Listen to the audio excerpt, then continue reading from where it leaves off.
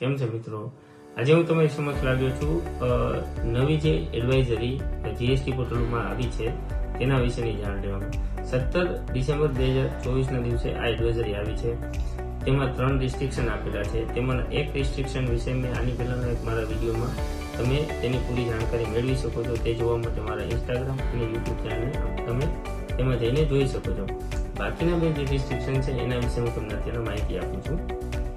તેમાં આપણા જીએસટીના કાયદામાં કેટલા દિવસની અંદર ઈ-વે બિલ બનાવવું જોઈએ તેનો કોઈ ખુલાસો નહોતો, પરંતુ એ સ્પષ્ટ હતું કે જ્યારે તમારો માલ એક જગ્યાએથી બીજી જગ્યાએ મૂવ થાય છે ત્યારે તમારે ઈ-વે બિલની ફરજિયાત તમારે બનાવવું પડે છે, 50,000થી ઉપરનો માલ હોય તો. પરંતુ હવે એનું પણ રિસ્ટ્રિક્શન આવી ગયું છે કે તમારા ડોક્યુમેન્ટ ડેટથી એટલે તમારા બિલ ડેટથી તમે 180 દિવસ સુધી જ તમે ઈ-વે બિલ બનાવી શકશો. એ પછી તમે બનાવી નહીં શકો. તો જેને બાકી છે તે 31 ડિસેમ્બર 2024 પહેલા પોતાના ઈ-વે બિલ જો પાછલા બાકી હોય તો બનાવી લે, નથી તમારા જીએસટી ઓડિટ અને એસેસમેન્ટમાં તકલીફ ના પડે.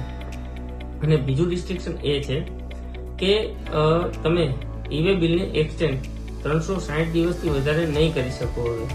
તો આ બે મહત્વના રિસ્ટ્રિક્શન હતા, તે મેં તમને જાણ કર્યા. આના વિશે કોઈ પણ તમારી જાણકારી જોતી હોય તો તમે અમને સંપર્ક કરી શકો છો. અને આવા નવા ઇન્ફોર્મેટિવ વિડીયો માટે અમારી યુટ્યુબ ચેનલ અને ઇન્સ્ટાગ્રામને ફોલો કરો.